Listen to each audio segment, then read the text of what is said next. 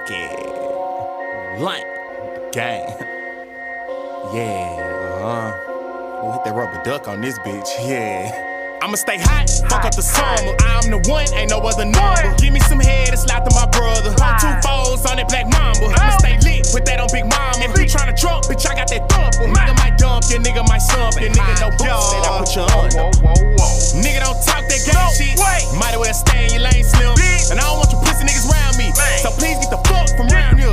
Make a bad bitch feel basic. I want the coochie girl, give me a facelift. I'm top dog, ain't no way to replace me. I get in the mix and stack up my pastries.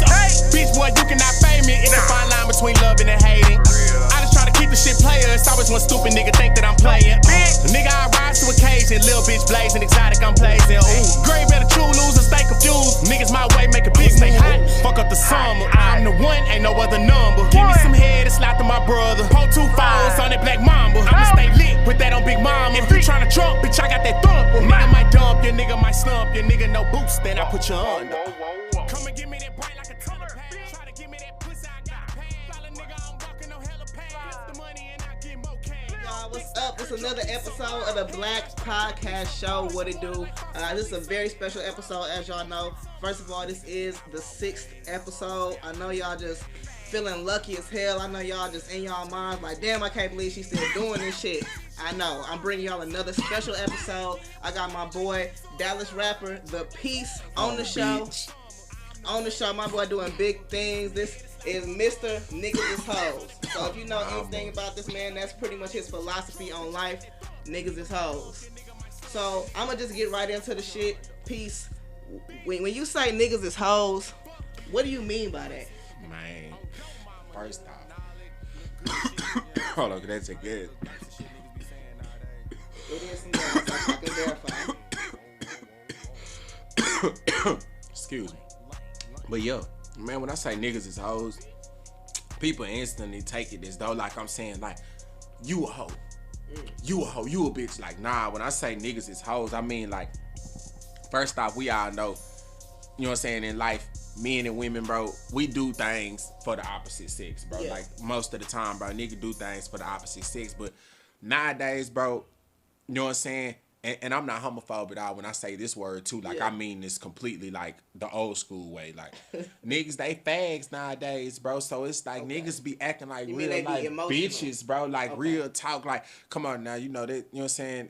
Niggas be acting like straight up bitches, bro. And that's why females so stiff on niggas nowadays. Okay. It's like, so I feel like every day, bro, you get some scenario, bro. People hit me up every single day, bro, and be like, bro, I see what you be talking about, bro. Niggas is hoes, bro, for real, Yeah. bro. Like, that's some shit that's anybody everyday mantra, because you gonna see something out the day that's gonna be like, bro, niggas is hoes.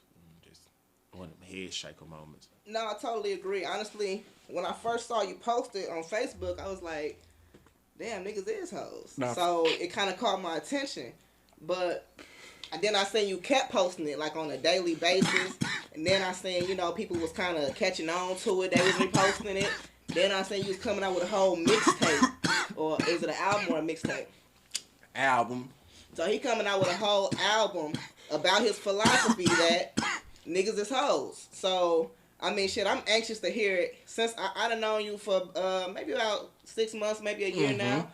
We've been hanging out and shit, just getting lit. But Always. this dude is crazy as hell. Like, I feel like he a person that say some shit, stand on it. You know, you don't really meet too many people that just give you that real vibe. You know what I'm saying? You don't really meet too many people that you feel like these days still got morals, standards, you know what I'm saying? A code of ethics type of shit. And that's the vibe I get from you, you know what I'm saying?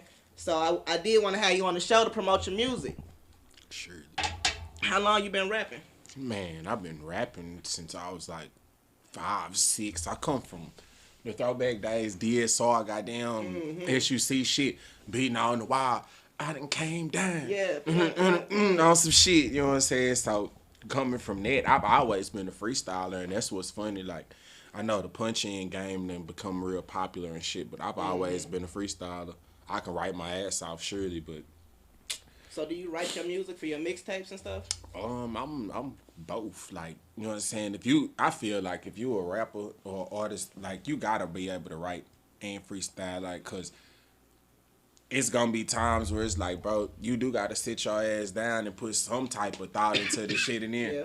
I be in some modes where it's like, I feel so potent at the time. It's like I ain't at the studio to go freestyle, so it's like, let me go on write this shit down. As soon as I get there, it's up, So and then I'ma memorize the bitch anyway. So it's like once we get to the stool, you gonna think I done fucking freestyled it anyway. So you ain't never gonna know. Yeah, you know what I like about your music is you got a lot of energy. You come with a lot of energy, but at the same time, you still be spitting. It ain't just the energy and the flow without the actual substance. Sure. And that's kind of rare these days. Is that intentional or that's just you? That's me. Like I can't help it. I done tried to rap like on some, like I think was suplex with pimping and dipping shit like that. I done tried to do the little faddish rapping that they doing, but I always straight back to giving niggas game. Like I might be loud, the beat might be energetic, but it's like, fam, I'm telling you some real shit no matter what the song is. Like the Outer Rocky song, like that's like a caption. Every boy like a caption. That's important nowadays. You want to give people a reason to come back and listen to your music. So if I hear your shit and I want to put it on a caption, I'm definitely gonna have to play that hoe a couple times. You know what I'm saying? So that's admirable. I ain't even gonna lie, because just a lot of rappers nowadays is just all about getting lit, turning up. Nobody wanna hear this shit. Fucking hoes. I mean, it's cool, but I mean, shit. You know, even some of our favorite rappers. I don't know about you, but I used to be a real Wayne head. Wayne is one of my favorite rappers. That's my favorite rapper. He is my favorite rapper. But just the quality of the bars has significantly decreased. I'm talking about significantly. And it's disappointing, you know what I'm saying? So, you know, it's good to hear a upcoming rapper that's out here putting out quality content, you know what I'm saying? And I appreciate that too. Thank you, surely. So, but before you start, so you've been rapping since you said you was about 5 or 6, but how long you been actually putting out music, actually pursuing the career? Because I looked up your music on SoundCloud. You know, it is some music on there. You know what I'm saying? I was blasting during the MySpace days. You know what I'm saying? Like back when I was like 13, 14, shit like that. Like I done got into doing shows back then. I kind of cared, but then like, my bro had went to jail. You know what I'm saying? My sister back there that went to jail. Like that's the nigga that really put me in the studio. You know what I'm saying? So then when bro got locked up, you know what I'm saying, it was like, whatever. You know what I'm saying? I was already in the streets, so it was like, the fuck I'm gonna do with this rap shit? I mean, I tried a little bit, you know what I'm saying, and then it was like, whatever, you know what I'm saying? I'm finna go on and do something else, cause shit, this rap shit ain't talking about nothing. So then, you know what I'm saying, a lot of people know, well, a lot of people do and don't know, but shit, like, you know what I'm saying, I went to prison in high school, you know what I'm saying? I went to prison when I was in 10th grade, so shit, I did like 6.5 years, and I got out in 2017, so like, my bro, you know what I'm saying, my nigga Jakor, he instantly, bitch, you ain't go to the studio. Bitch, you ain't go to the studio. Bitch would take me to the studio. Yeah. I done had niggas pay for my studio time just to try to make me rap on some shit. So it's like, what's up. That's like, bro, shit. you know what I'm saying? Once the nigga kept going out, like, all right, fuck it, I'm gonna start dropping. Then I dropped this song, Short Truths. Okay. And then I started doing shows and shit, kept rocking out. I performed at South by Southwest. And then in 2018, them hoes invited me to come perform. You know what I'm saying? Boom. At South by Southwest? Yeah, that's when Suplex came out. Said that was 2018? Nah, this was last year. Oh, you know 19. 2018. So you performed at South by Southwest? You know what I'm saying? Twice. The 2018 when, you know what I'm saying, Nice. I performed, you know what I'm saying, I did a paid performance, you know what I'm saying, I paid to get up there. Then they invited me back for 2019, you know what I'm saying? That's what's up. Went and blasted that hoe, so that's when I dropped You Suplex. official. You know what I'm saying? Yeah, low key niggas really playing. I'm really somebody out here. I'm really somebody out here, but I be so ducked off. Like, nigga don't be really giving a fuck. Like, I damn near gave up on this shit, low key. Like, earlier this year, I really was like, fuck this shit. But shout out Live, you know what I'm saying? Push Man Live. My nigga, he put me on the song with him and Erica Banks, you know what I'm saying? Okay, so yeah, shout yeah, out, yeah. you know what I'm saying? That really what had me like, damn, fool, I might Okay. I might need the blast. What's the name of that song again? Let's Get It. It's on his EP, Rap Voodoo. You know what I'm saying? Y'all go get that. Correct? Yeah, yeah, I seen that. Y'all should actually check that out on YouTube. It's Let's Get It by who now? By Pusha Man Live featuring Erica Banks in the piece, man, for sure. Pusha Man Live featuring Erica Banks in the piece. Now that actually, I think you posted that the other day and was saying it was one of your best verses. Oh, this sure, hell yeah. Yeah, and I seen it before, so when I rewatched it, I was like, okay, yeah, that's a good ass song. Y'all need to definitely check that out. This dude, when I'm saying bars, like, I wouldn't even lie. I wouldn't even have him on here. I wouldn't lie to you. Like I said, I'm a big Wayne fan. Old Wayne, not the new shit. But yeah, I'm a Carter 1, Carter 2, lights out, absolutely. 500 degrees. You know what I'm saying? That him. No bullshit. All the mixed short dreads, dedication too, all that. So, let me ask you a question, Philip. Oh, excuse me, Peace. Oh yeah, that's my real name too, man. Y'all go look. You know what I'm saying? I am like y'all. You know what I'm saying? Oh yeah, actually, if y'all want to look him up on social media, Philip Peace is Facebook, the.peace on Instagram, and the Peace, that's THA, on YouTube. He got a lot of music out on YouTube. So Philip, keep calling you. I mean, you know me personally, so it's like, you know what I'm saying? Peace. There we go. But y'all know to call me Peace. Y'all know. Y'all call him Peace. What made you choose that name? Because that's my name. I know it's your last name. But it's just it's a funny name to me because, like I said, personally you kind of a loud dude. I ain't saying you loud like annoying, peaceful. But you loud, boisterous. Yeah, that's not that wouldn't be the name I would have thought. That's why. Like, and then plus, man, my whole life is like, hell, I done barely heard my first name. Only people call me by my first name is niggas that would probably know me from school or something, and females that I date. And other than that, it's always Peace. Like, nigga, once you hear that name, it's like you instantly want to call a nigga Peace. But hell, nah, I ain't peaceful. I be trying, but that's what's so live, because it's like, nigga, you type me in, you probably heard, you seeing the piece here, you probably thinking he probably on some mellow or some real woo woo. Then you turn this shit on, like, damn, bro, why he yelling at me, bro? Like, yo, nah, for real, this ain't peaceful. Nah, you're not a peaceful dude. The music ain't really peaceful, but like I said, it is some real shit, so I respect it. I appreciate it. So where do you see yourself? Matter of fact, I actually want to go back to something you said. It's real interesting, and I think it's crazy that you shared it. I appreciate you sharing it, but you got a real unique experience, unfortunate experience that you went to prison in 10th grade. And so how did you kind of readjust, if you don't mind me asking, to society after that? Like, that's growing up in the system. Yo, hell yeah, I really grew up in that house, but shit, when I got out here, I was really on some to myself ass shit. I was like, man, I really don't want to fuck with you niggas. You know what I'm saying? When I got out, I was like, you know what I'm saying? But I locked in with my day ones though. A few of them, shit, really just, you know what I'm saying, got back moving, you know what I'm saying? Got to working and shit and trying to do this and that shit. And then I had a baby, you know what I'm saying? I had my little boy. So shit, and it was like, it really wasn't nothing.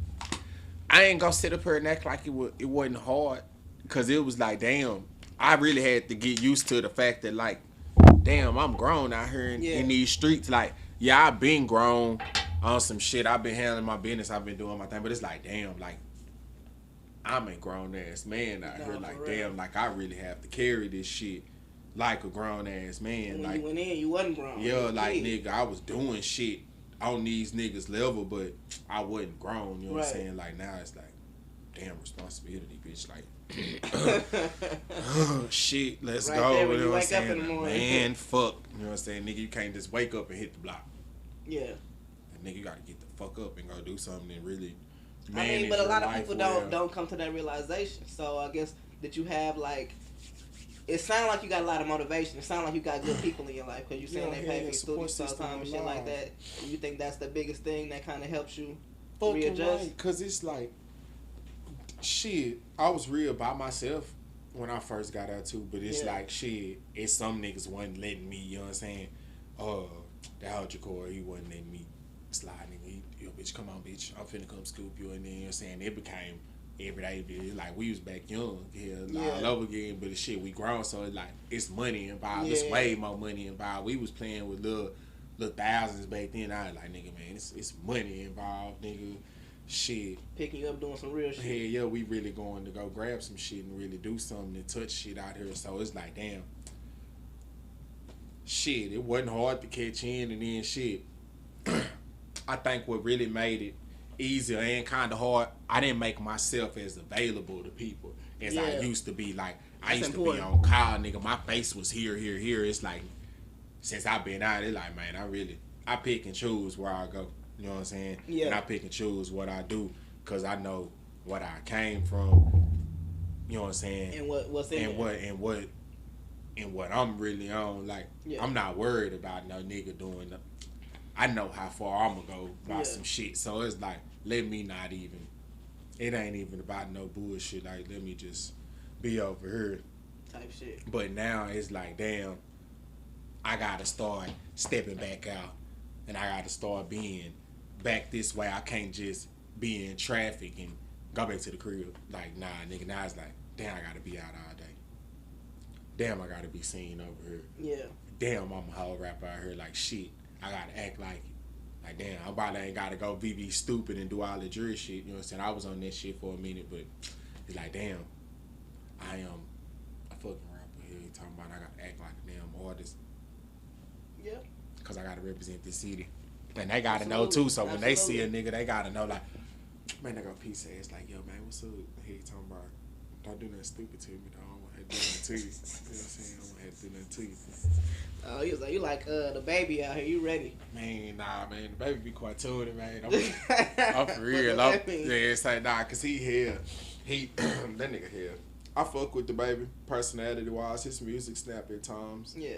You know what I'm saying? But that murder shit ain't nothing to just be braggadocious about. Nah, like, it's like that ain't nothing that you just walk around off and blowing about. It's like, bro, then I don't know about where nobody else from, but it's like, bro, nigga, we from out here, bro. It's like, niggas been having straps since knee high, like, nigga, shit, nigga, I ain't just start thugging when I graduated or during school. Like, nigga, I've been on the block since I was like 12, nigga. I've been on the block since I was 6, nigga. Like, Redbird Trail, shot it, man, for real. Poke tears all day on the beach. Goddamn, nigga, so shit, it's like, I done walked that walk in other niggas' city, everywhere, so it's like, bro, so you got like, I know that you got like a lot of your own like slang and shit. Hell yeah.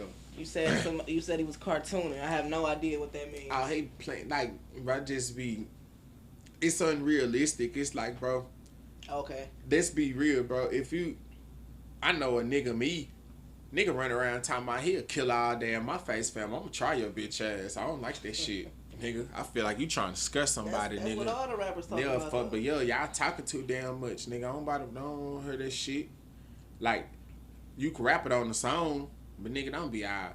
You just all in the camera, just not smoking bitch ass niggas. These niggas get on Instagram and talk to the world, nigga. For what? Nigga don't want to talk to bitch ass. I don't want to hear this shit, fam. You can't be on breathing in one track talking about you a killer, and then we talking about your daughter in the same verse in the next verse. Like, nigga, you ain't killing nigga because you just out here on some bitch ass nigga. I pop you, nigga ran up on you at the stove. Nigga, you protect your motherfucking family like a man supposed to. G shit, move on, nigga. Don't just be talking like you just out here laying shit down, nigga. Yeah. Cause that shit, bitch ass nigga do you something, nigga. Stop playing. Fuck wrong with niggas. Nah, I feel what you mean. You saying like that just ain't really something you should be bragging about type shit. What's going on, bro? Alright. That's fine, shit. Yeah, your mouth keep kind of dry doing this shit. Nah, I feel you on that. So, oh shit, talking about the guns and shit. What you think about Tory Lanez being charged with assault? You think he did that shit? I don't know, fool. That shit's so up in the air. Yeah. And I ain't gonna lie. As a up and coming artist, it's certain shit, you know, nigga gotta pick and choose what they say, cause you know. Nah, I feel you. I be the said the wrong opinion and got blackballed like this. So it's like, I ain't mad at, man, I don't. If he did shoot the bitch, this how I'm gonna play. If he did shoot the bitch, he's a hoe ass nigga.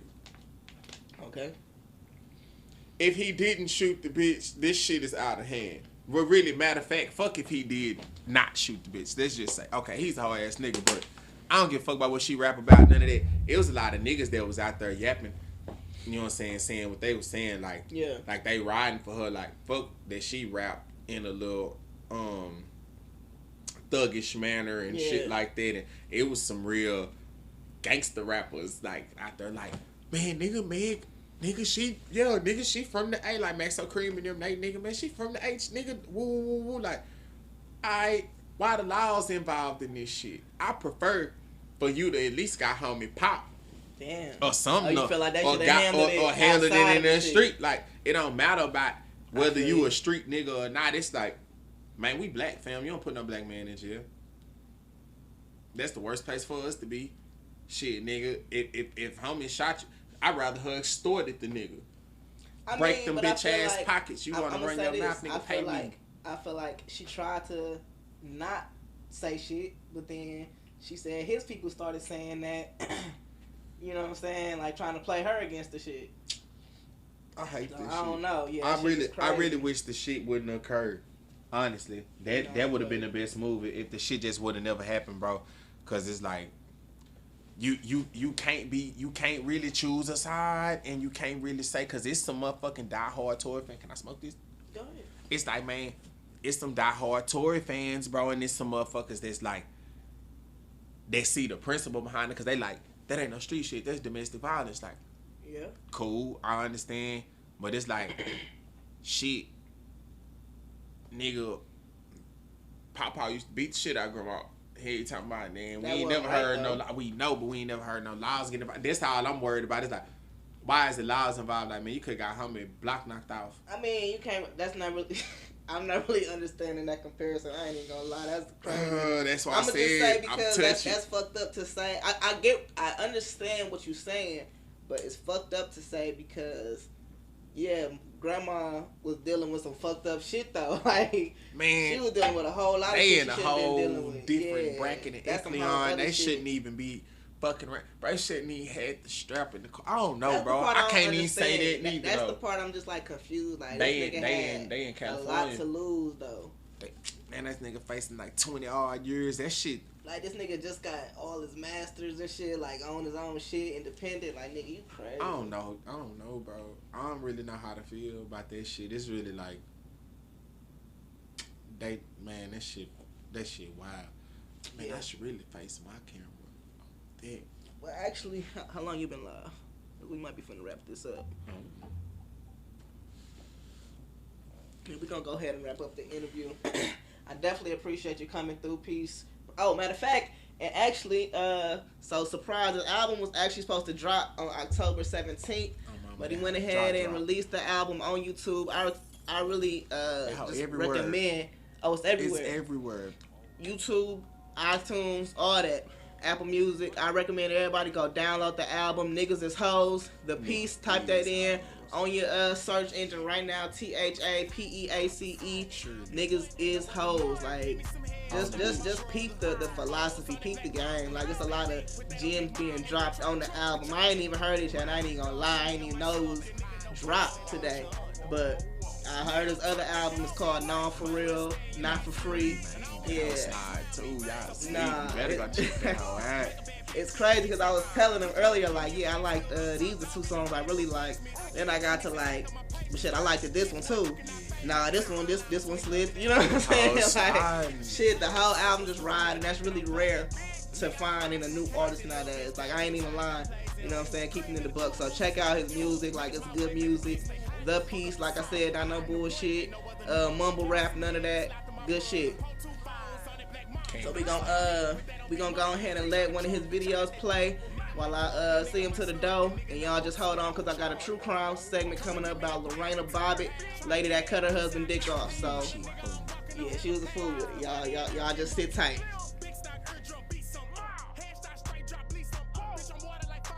No crawling, my nigga gon' creep some. Nigga, get out my way. Most of y'all in her gay. You fucking, I'm trying to get paid. I turn her into a slave. Niggas don't want these issues. Nigga not sliding they tissue. Get hit with the lead like pencil. Line they chalk like Steve. Fuck up the one, ain't no other number. Give me some head, it's like to my brother. Pull 2 foes on that black mamba. I'ma stay lit, put that on Big Mama. If you tryna drunk, bitch, I got that thumper. Nigga might dump you, nigga might stump you. Nigga no boost, then I put you under. Bitch, nigga, fuck you, nigga, pussy. On your mama, nigga. Nah, all that little good shit, you know what I'm saying? All that little gangster shit niggas be saying nowadays. You know what I'm saying? Peace, huh? Yeah. Whoa. Lame. Yeah, bitch.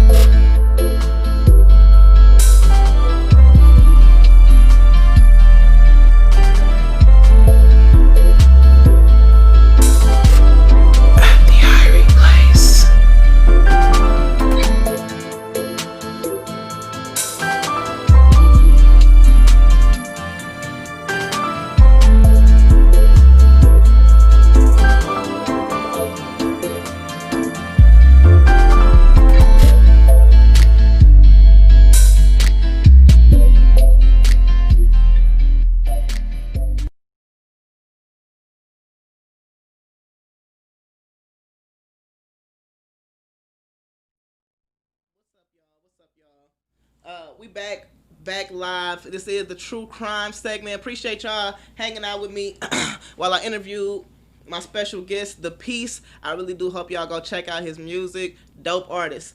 Anyway, I'm ready to get into the crazy shit. I really actually got another background for the true crime segment. I'm gonna give it a second for that to get loaded up, cause y'all, I got something crazy to talk to y'all about. I know y'all saw I said I'm gonna be talking about Lorena Bobbitt today. So as y'all know, Lorena Bobbitt, y'all may know the name, but you're probably thinking, who is that? I have no idea who that is. Trust me, yes you do. Lorena Bobbitt is the lady from the 90s that cut her husband's dick off. So if you ever heard of that, somebody saying, I'm a Lorena Bobbitt you need to get away from whoever's saying that to you. Lorena Bobbitt, like I said, is the lady from the 90s that cut her husband's dick off. So back then, when I used to hear about this kind of growing up in the 90s and 2000s, what I always heard was, like, she was crazy. Like, she just came home from work one day. They got into an argument. Here we go. Okay, we live. Now, look, y'all. This is official. Like I said, let me just take y'all back to the beginning. This is the Black Podcast Show. Now, this right here is the Black True Crime Show. Now, this is official, y'all. You're not just watching. You're not just listening to no regular podcast. If you're listening, you are just listening to a regular podcast. But if you're watching, then you can see, like, I'm basically on I'm on BET right now, pretty much. You can say that, but I'm on Facebook Live. Yeah, I'm damn near on I can't think of the other black station, but y'all know which one I'm talking about, where Fatal Attraction and shit come on. Anyway, this is the Black Podcast Show where you get 4 podcasts in one. I know you just came here for one show. You thought I was just gonna interview my boy, let him promote his shit and kick him out, and that was gonna be it. No, that wasn't it. I got a whole nother podcast for y'all, the Black True Crime Show. I have the Black Advice segment, and then after that, I even got a little motivation for y'all. That's crazy. I know y'all didn't expect that, but that's what you got. Like I said, I know some of y'all walking around with a little rabbit paw around your neck because you too lucky. And I'm lucky to have you. Let me get a swig of my water right quick.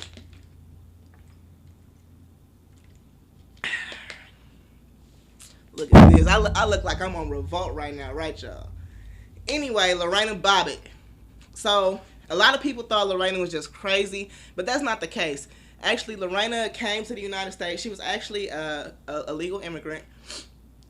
I said legal, not illegal, but just want to make sure y'all caught that. She came here from El Salvador, and Lorena pretty much always wanted to come to the United States. That was like her dream as a kid. She always just thought that the United States was the American dream. And I know that's not really making sense, but you know how people from other countries see the United States, they see it as like the land of opportunity, basically. And I mean, it is in a lot of ways. But anyways, Lorena came here when she was like 17, 18, and she stayed with a family named the Castros.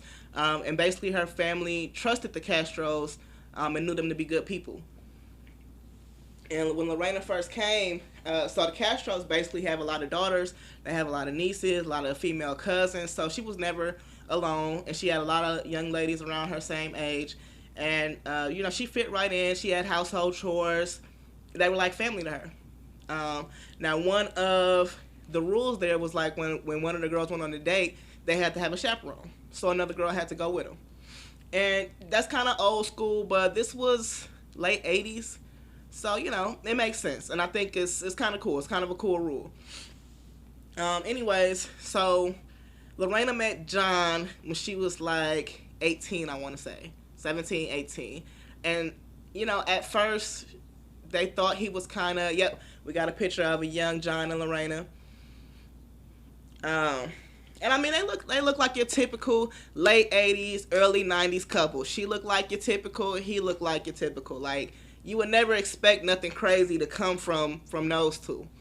So they met. He is 2 years older than her. And actually, let me just cite my sources real quick. Of course, y'all know I listen to podcasts. So Crimes of Passion, this was one of the big episodes that they had. A bunch of other shows. I can't necessarily just think of the names of them. One of them was You're Totally Wrong About. Just type in Lorena Bobbitt, and of course, like I said, this was really popular. This is super popular, so you'll see a lot. One thing I did watch was the Lifetime movie called I Was Lorena. And what I didn't kind of like was they made John seem a lot older than her. John was actually just 2 years older than Lorena. I mean, yeah, he was still a asshole, horrible guy, but he was only 2 years older than her, so they were kind of equally matched as far as age. And so they met, and they kind of fell fast for each other. He seemed charming at first. Like I said, he was kind of an asshole always, but I guess it was kind of charming at first, and he seemed like a nice guy. He always came to see Lorena and everything like that.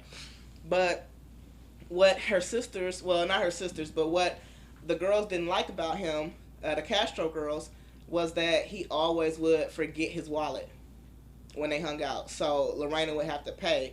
So they kind of felt like John was a little janky.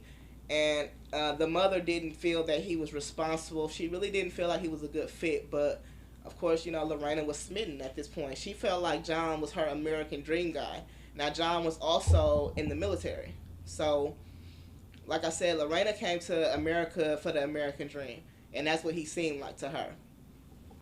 So, anyway, they got married when she was 19 and he was 21. And they moved in together, of course, and kind of immediately that fantasy went away.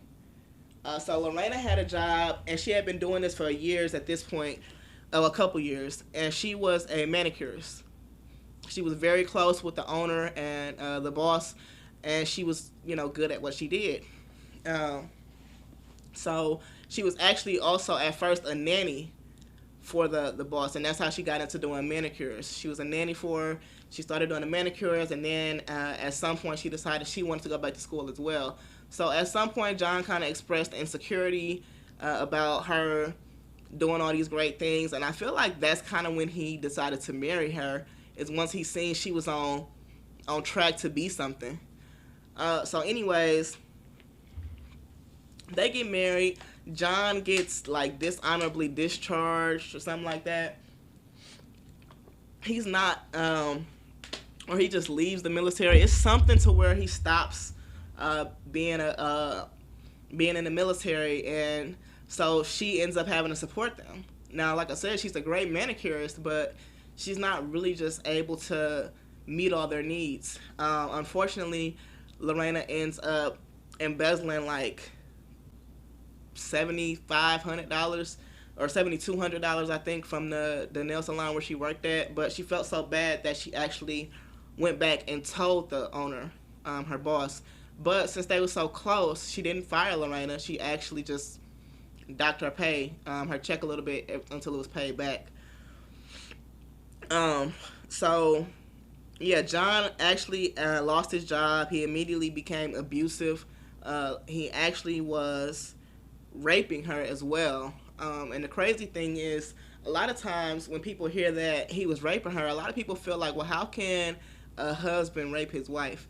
And it's a thing. Like, honestly, it is. If somebody says, no, I don't want to have sex, it's a difference. And people always say, well, sometimes no means yes, but you know the difference. And if you don't need to be having sex. I'm just here to say that. If you don't know the difference between yes, no, and no, no, then, you know what I'm saying, you just fall back.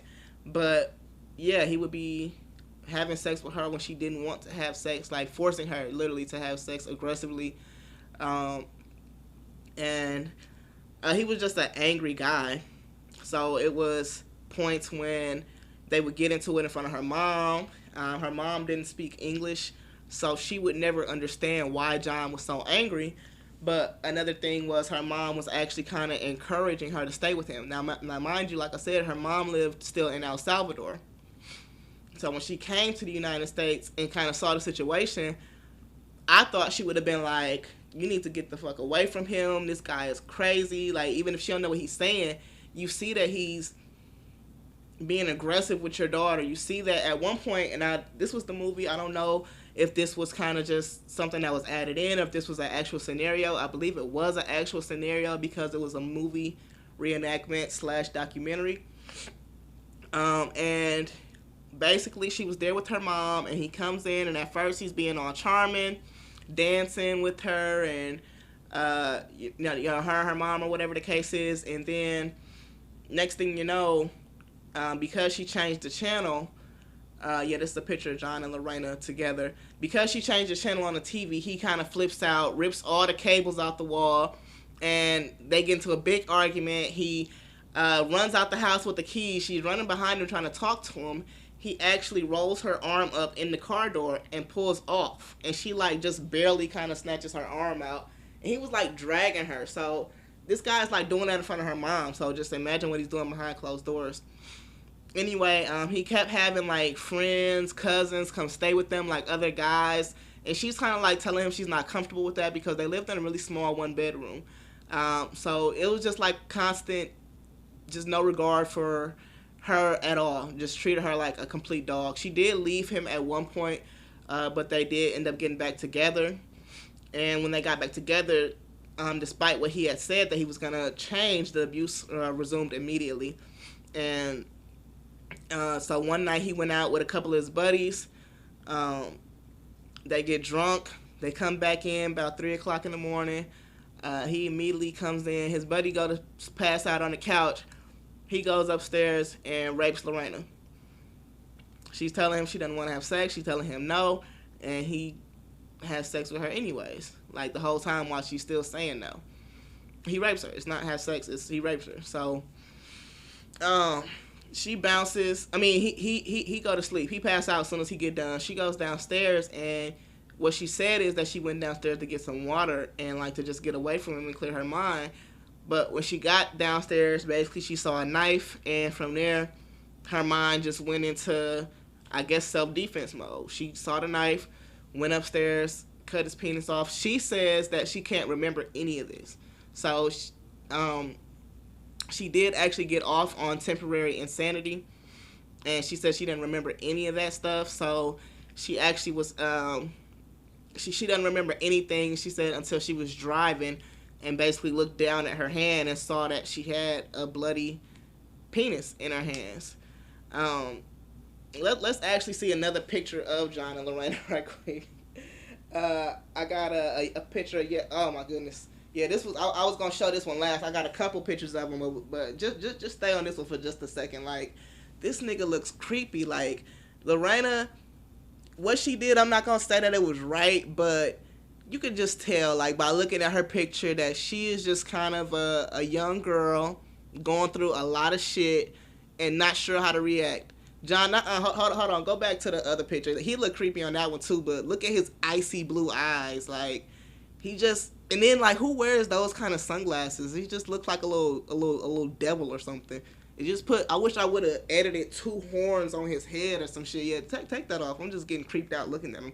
I'm gonna have nightmares about that fucking picture. I just know it. But anyway, yeah, John and Lorena, they both went to trial. So after she did that, he immediately woke his buddy up, had him take him to the ER. She went to her boss's house, told her what happened. They go to the police and confess. She tells the police basically everything that was going on with her as far as the abuse. And of course, their main agenda was actually finding the penis. So they had to go, like, she told them where she was at. She really didn't know, but she told them what intersection she was at. She didn't know where it was at. She just threw it out the window or some shit like that. And so they had to go find it. Word is, one of the police officers found it because he stepped on it and, you know, felt some squishy shit, picked it up. And they was across the street from the 7-Eleven, so they went and got some ice, put that thing on that ice, and they, you know what I'm saying, he got his shit hooked back up. So Lorena, she, like I said, she kind of really fucked up by this whole thing. And the way it ends up playing out is John and Lorena go to trial. And this ends up being like the ultimate battle of the sexes of the 90s.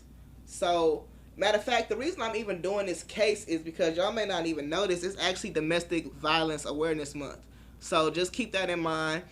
That's why I wanted to do this case, to just talk about that, shed light on domestic violence, because a lot of time people can be ridiculed for speaking out on their experiences, or they could be ridiculed for the way they react. But when somebody is abusing you, like, man, that shit is like crazy. So it's Domestic Violence Awareness Month. Keep that in mind, y'all. Also keep in mind, so back to the case. They both go to trial.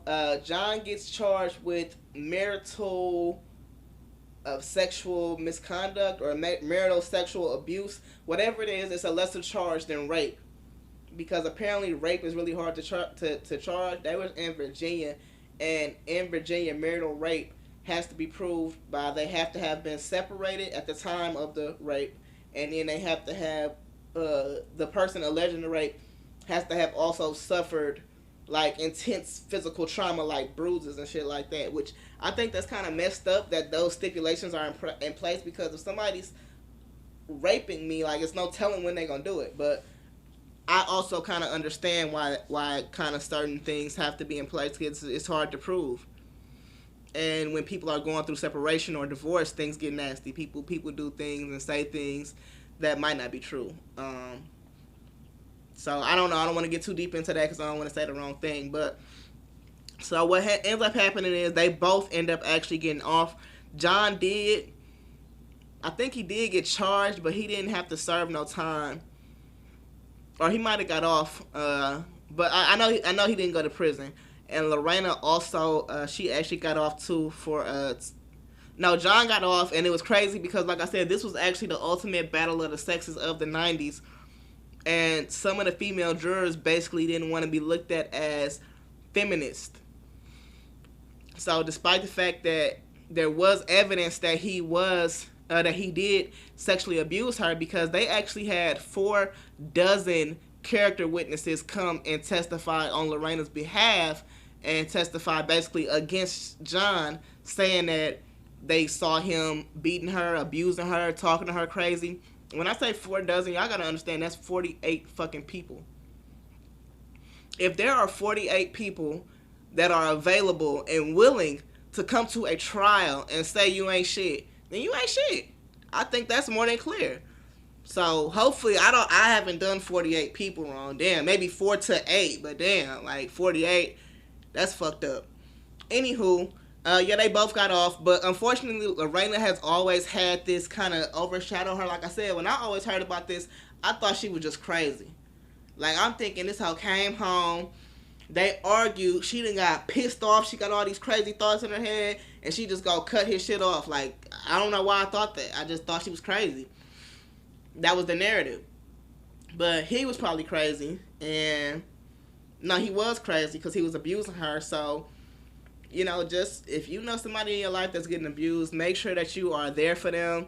Let them know, like, don't be aggressive about it. Like, let them know that you want them to leave, but also let them know that when they're ready to leave, you're there for them. Like, they just need support, and you don't want to turn into another bully. So, you know, if you know somebody, just reach out to them, let them know you're there. Or maybe if you know some resources, it's Facebook groups for domestic violence survivors or people that's trying to get out of that situation. You just got to kind of put the work in and look it up. But yeah, Lorena Bobbitt cut her husband dick off. Did he deserve it? You tell me. Y'all comment in the Facebook Live post and tell me, do y'all think he deserved that? Was she justified after suffering abuse physically, sexually, emotionally? Like I said, like, I ain't even get into the part where he was commenting about her appearance. Oh, and this, I'm getting into this real quick because I'm about to close this segment out. Like I said, she was there from El Salvador. Now, she was there way before she even met him, but this motherfucker used to be on some shit like, I'll get you deported. Like, if she say something he don't like, he'll be like, you know, bitch, I'll get you deported. Like, I'll get you sent back to El Salvador. Nah, and he'll be like, I'll get you sent back to Brazil. And she'll be like, I'm not even from Brazil. Like, you have no power over my legal status. And he'll be like, well, who you think they gonna believe, me or you? And of course, with her being, you know, not from here, it does get into your head after a while. So this motherfucking John, this nigga is a trip. And matter of fact, show Lorena now right quick, please. I got a Lorena now picture. If we could just show Lorena now, still looking like a great young lady or an older woman now, looking like probably somebody grandma that got, like, you know, pieces of candy and stuff in their purse. And but it's all good. No worries. We got a picture of Lorena now and John now, but we'll actually go ahead and get into the next segment. Bear with me. Give me 1 minute. We're going to take a quick little pause, and we're going to get into the advice segment. And I got something really juicy for y'all today, so stay tuned.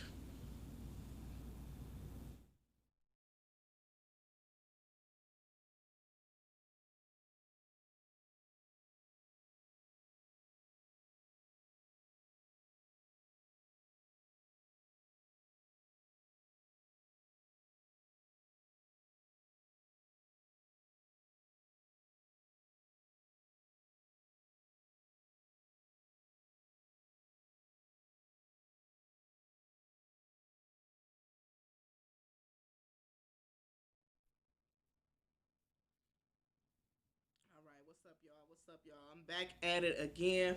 Now, this is the Black Advice Show. Now, once again, you are watching the Black Podcast Show, where you actually get 4 podcasts in one. Now, what you just got, I interviewed my boy Peace, the Peace. Check him out. Check out his music. I just gave you the Lorena Bobbitt story. I know you might not have been familiar with that. And now, what I'm about to get into is the Black Advice Show. Now, if you give me 1 second, I'm going to pull up the advice that I have. Give me 1 second to pull this up. Now, the one I have today, I got a couple of them. And it's kind of a funny one. But I decided to give it to y'all today just because I knew I had the interview. And I didn't want to get into nothing too deep. Actually, I'm going to go ahead and do this one. All right. Now, this one is actually kind of deep. All right, Pete. The question is the stepfather wrong in this? Let's talk about it. Scenario. My name is Stan. I'm a 54-year-old man. My wife, Renee, and I have been married for 22 years. She has 2 beautiful daughters from her previous marriage. The girls were 5 and 7 when we met. Their father, who was a doctor, abandoned them after he and Renee divorced. He remarried and took care of his new family. Meanwhile, I've always taken care of his girls as if they were my own. Renee has been a stay-at-home wife majority of our marriage. I'm a blue-collar worker. I once asked her about seeking the doctor for child support. Doctor is the actual father. Her reply was, we don't need him. We have you. I asked to adopt the girls, but Renee insisted the doctor wouldn't have it. Regardless, I continued to take care of my family. I put both girls through college, brought both a car, and was present all through their school events. I'm currently footing the bill for the eldest daughter's wedding and helping the youngest take care of her 5-year-old. I'm the only papa the baby knows. The doc recently divorced his wife and has been trying to repair the relationship with his daughters. My daughter told me she wanted her biological dad to give her away and do the father-daughter dance. I was devastated. I suggested we both walk her down the aisle. Renee interfered and told me I'm just the stepdad and not to mess up her special day. I feel so broken. I have decided that I will not attend the wedding nor pay the remaining $10,000 balance after I already paid $12,000 on the wedding. My wife has called me petty and threatened to divorce me if I mess up the wedding. However, I'm standing firm on my decision. Is he wrong? Whew. Let me take a sip of my little drink right quick.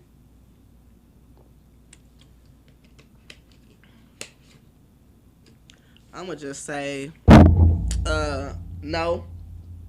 Hell no. Absolutely not. And shit, he better than me because, like, but you know what? Okay. Like, man, like, whoever them women is that he dealing with, y'all out there. Like, the daughters, like, I get the emotional connection, but that wife, okay, I ain't even gonna sugarcoat. I ain't gonna pussyfoot around. They back fucking. That much is apparent. Like, your wife, she a goer. She a little hoe out here. Like, that's clear. She back fucking with the doctor. I'm not even sure. Did he say what his job was? Yeah, he ain't quite say what his job was. I'm guessing you got money. Oh, you blue collar worker. You got some kind of money because, you know, you taking care of all these kids, we buying them cars and shit, you know, paying $12,000 on weddings, remaining $10,000 balance. So I'm guessing you doing all right for yourself, but I'm guessing you ain't a doctor. Whatever the case is, they back sleeping together. That's like for sure. That much I know. Without even being told that, I know that for sure.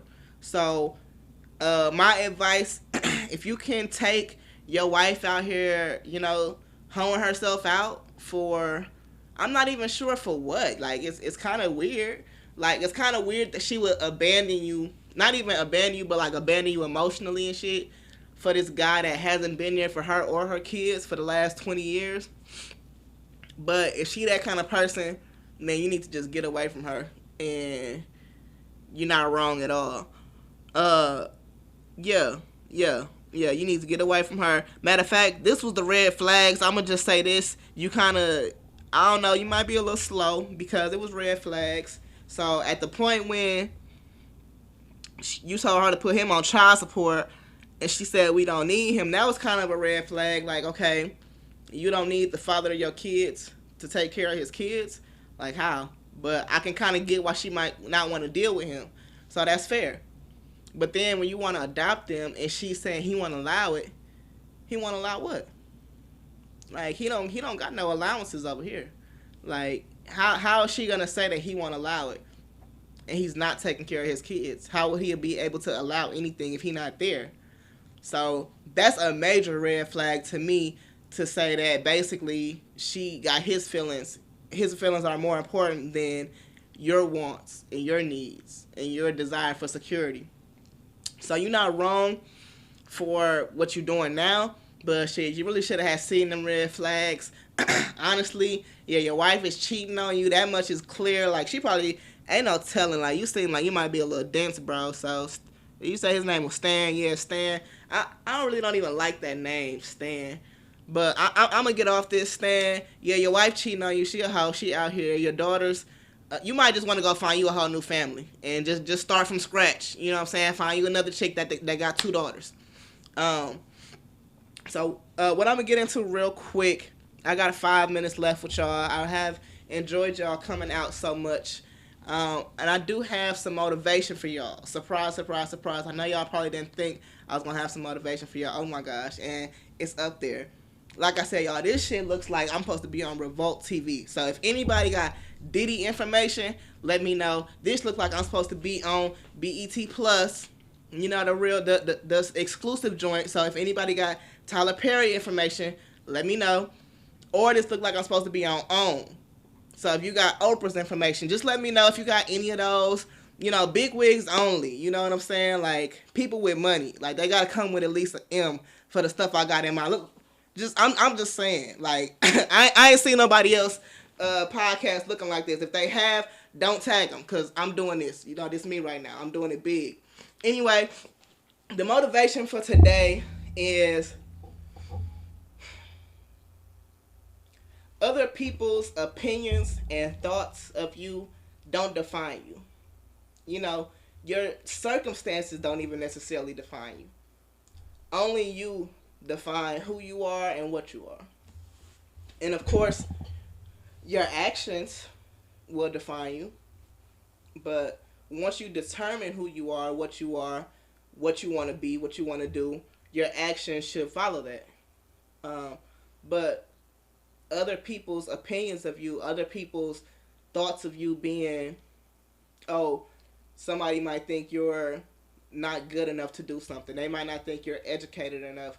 They might not think you have enough experience. Or they might not think that you have enough drive, or whatever the case is. If somebody thinks that, that's okay. Either you can prove them wrong, or you can get away from that person. But it's up to you to define yourself. So I just feel like a lot of times we can take others' opinions of us to heart, and it really affects us in the long run. Like, we can be frozen from taking action on doing what we really want to do, thinking about what somebody else has to say about it. So just remember that nobody, I don't even care if it's your mom or your brother, your sister, your dad, your grandma, whoever it is, you define yourself. Somebody called you lazy. If you're not lazy, then you're not lazy. But you can only prove that by taking action. Now, if you're taking action and somebody's still saying the negative things about you, then you should know that that person's opinion is invalid. Or sometimes a lot of people don't even know us enough to have an opinion. And I mean, we're all probably guilty of this. I have opinions about people that I just see on Facebook. Sometimes, you know what, just earlier, I was on somebody's page and I'm like, I don't even know this person. But they had some drama going a while back and shit, that shit was kind of interesting, you know, so, but I have formed an opinion about this person probably, not even knowing anything about them. And it's fine, you know, they have no clue, won't never know none of it. What I eat don't make nobody else shit. But it's just to say exactly that. Other people's opinions of you are that irrelevant, no matter who they are. It's up to you, especially as an adult. You know, kids don't necessarily have this option. But as an adult, it's up to you to determine who you are, who you want to be, how you want to be defined. So, if you want to be a chef, it's up to you to get in the kitchen and start cooking. Look up some recipes. Go to culinary school, something like that. If you want to be a business owner, it's up to you to take the necessary steps to open up a business or get your LLC or whatever the case is that you need to do. If you want to be a teacher, then you're gonna have to go get some kind of education under your belt, and you're gonna have to get some kind of certificate. You know, just all that. It's up to you to take those steps. If somebody says, "Oh, you can't do it," if you're going to let that stop you, just one person saying something or 10 people saying something, if you're going to let somebody's words or somebody's thoughts or somebody's feelings, some shit that don't exist, stop you, then, you know, that's on you at that point. Just, it's, and I believe I've said this before. Imagine how crazy it's going to sound or how crazy you're going to feel if 10 years from now somebody says, oh, or you say, oh, I used to want to be a lawyer. And it's like, well, why didn't you become a lawyer? Shit, my grandma had told me I was stupid. You know what I'm saying? I didn't do it. I didn't think I could. Well, you're not stupid, though. You're actually one of the smartest people I know. Oh, well. Damn. Like, how crazy does that sound? That's what, and I say your grandmother just because that's somebody that's important to a lot of people. Whether it's your mom, like I said, whoever it is, if you say that somebody said something that stopped you from taking action that could get you to your dreams, then that's on you. So we're gonna go ahead and close that out. Like I said, people's opinions of you do not determine who you are. You determine who you are. And just keep that in mind, y'all. I got another episode coming next week. It's gonna be very special. It's gonna be fully loaded. It's gonna be even 10 times better than this. So I hope y'all ready. The Black Podcast Show, 4 podcasts in 1. Y'all have a great week. Love y'all for showing up.